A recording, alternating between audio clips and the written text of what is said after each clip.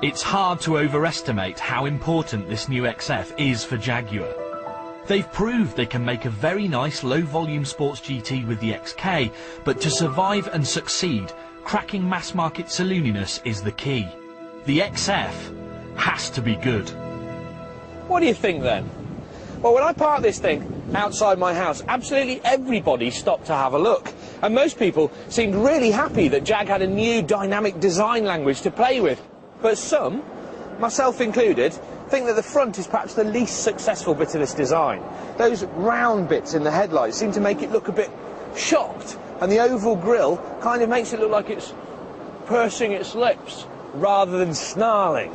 But there are bits on the front that I really like, you see, the cowls over that bit of light, and the big bonnet bulge, and also this little bit of chrome that sort of twists into the bodywork. Well, that I like a lot. But actually, I reckon I'm going to stand here, because overall the XF looks its best from its rear three-quarter view. It's got that beautiful rising waistline and a really neatly sculpted tail. I have had people complain to me that it looks a little bit too much like an Aston Martin. Eh? That's a complaint? So that's the looks dealt with. What about the driving? I've ignored the hairy-chested V8 models, and we are testing the one most people will buy. It's the £37,500 2.7-litre V6 diesel. Bare facts first. It does 0 to 60 miles an hour in 8.4 seconds, will hit 143 miles an hour, and will get about 38 miles per gallon on the combined cycle. Here's the thing. It gets whipped in the going fast stakes by pretty much everything in its class. The BMW 530D, for instance, will kick its Aston Martinish butt all over town. But what statistics and graphs can't tell you is what it's like to be in here, driving it. And this is where the Jag really seriously comes alive. The XF doesn't try and compete with BMW levels of handling. Instead, it prefers a softer, more compliant ride. It's still pretty firm, but it's exceptionally well damped, something the Germans never quite seem to manage. That's not to say it doesn't handle, because it most certainly does, but there's not the edginess to the responses that you get from German cars. It's actually more relaxing. You don't have to work this car or hustle it. It just kind of works. It is a great chassis. And this diesel engine is an absolute honey too.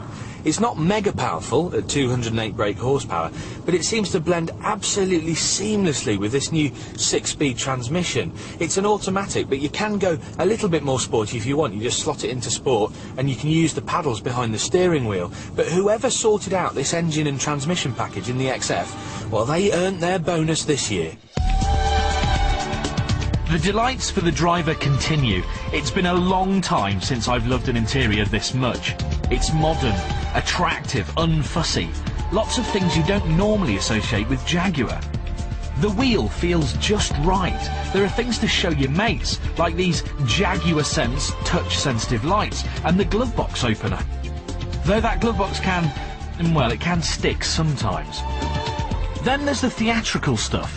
The vents that motor up when you switch on the car, the heartbeat on the start button, the phosphor blue lighting borrowed from Tron, the rising rotary gear selector. None of this stuff is strictly necessary, but it sets the car apart as special. This will always be known as the car with a great interior. If you think about it, you worry about the outside of the car because of what other people might think about you. But the interior is where you spend time, where you make the decisions, and this is just simply a fantastic place to be. To be honest, I'd rather do a day's work in here than I would in our office. This diesel of ours is the middle of the range. The cheapest diesel and petrols start at 34 grand. There's a 4.2 V8 with 300 brake horsepower for 46 grand. Add a supercharger and you're talking 55,000, though it does have a lovely 420 brake horsepower. The V8s are brilliant, it just depends on whether your wallet's as thick as a suitcase. I was worried, you know. Jaguar could have quite easily written themselves right out of the history books if they'd gone and got the XF wrong. But they haven't. It's got all the grace and the poise and the warm feeling that people at Jaguar have always talked about but not always delivered. This is a world-class car. No more excuses are needed.